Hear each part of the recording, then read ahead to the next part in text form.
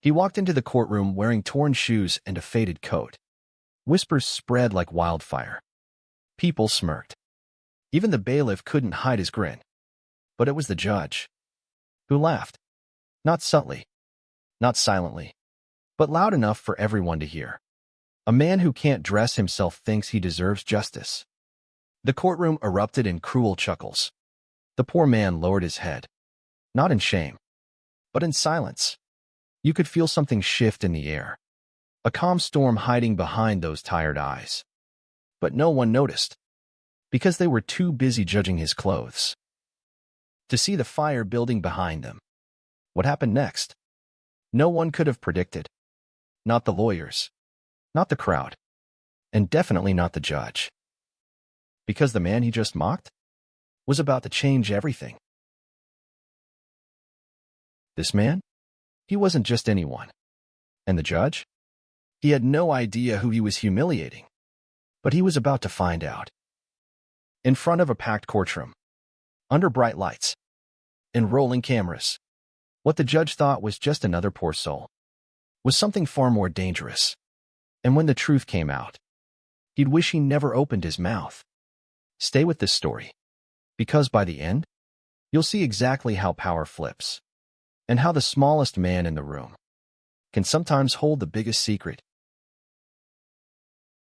He sat alone. Second row from the back. No lawyer. No family. Just a torn folder in his lap. And a silence that felt heavy. His coat was at least 10 years old. Frayed sleeves. Missing buttons. His shoes? One sole was flapping. But he didn't fidget. Didn't shift. Didn't seem the least bit bothered. He looked around the courtroom slowly. Not with fear, but with observation. His eyes scanned the walls. The cameras. The people. And finally, the judge. That stare lasted 3 seconds too long. Like he was measuring something. Judging the judge. Not the other way around. A faded scar ran from his left temple to the edge of his cheek. Old. Clean. Military maybe. But no one asked. Because no one cared. At least, not yet. He didn't speak. Didn't plead. Didn't even look surprised when the judge laughed at him. He just blinked. Like he'd seen it all before. And maybe he had. There was something eerie in that stillness. Like a man who'd walked through fire. And learned how to breathe in the smoke. Whatever this man came for. He wasn't leaving until it was done. The judge leaned back in his chair. Arms crossed. Smirking. He squinted at the man like he was a stain on his robe. "You think this is a charity house," he said, voice thick with sarcasm. "Showing up dressed like that?" The courtroom chuckled again. The judge didn't stop. He leaned forward now. Eyes narrowed. "You people always want something for free. You can't afford a decent pair of shoes, yet you demand justice?" He scoffed. A long, cruel scoff. "I've seen better-dressed men in prison." Still, the man said nothing. Not a word. The judge tapped his gavel once, sharp, dismissive. "What's your defense, sir?" No answer. "Cat got your tongue?" He sneered. "You walk in here looking like a homeless beggar and expect this court to take you seriously." He turned to the court clerk. "Honestly, I don't even know if we should waste the court's time." The courtroom was silent now. Not because they disagreed, but because the laughter had become uncomfortable. Even the bailiff shifted on his feet. The man finally looked up, met the judge's eyes again. Not with anger, not with fear, just calm, dangerously calm. And that's when everything started to change. The man didn't flinch, didn't blink, just sat there, like he'd heard it all before. That's when a lawyer, third row, left side, froze mid-sentence. He looked at the man, then looked again, longer this time. His face tightened, as if he recognized something he couldn't place. The court officer by the door leaned toward the bailiff, whispered something under his breath. The bailiff's eyes widened. Just for a second. He straightened his posture, hands behind his back, suddenly more formal. The room didn't notice, but the tension started to shift. It was quiet now. Not the kind of quiet that feels empty. The kind that feels wrong. The kind that creeps up your spine when something doesn't add up. Who was this man? Why wasn't he reacting? Why did people seem nervous around him? The judge noticed the silence, but he had no idea it was already too late. A soft knock echoed through the courtroom doors. A man in a black suit entered. No words, just a sealed folder in his hand. He walked straight to the judge's bench, whispered something, placed the file in front of him, and left. The judge's smile faded. He opened the folder slowly.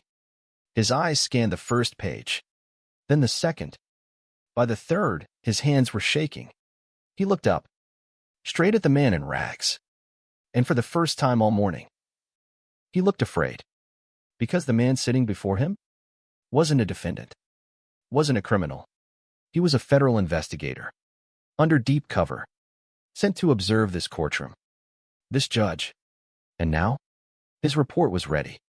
If stories like this make you rethink everything, go ahead and subscribe. We uncover the truths most people miss. And this one was just getting started. The judge stood frozen. Color drained from his face. That arrogant smirk? Gone. Replaced by a pale, twitching jaw. He looked around the room, but no one would meet his eyes.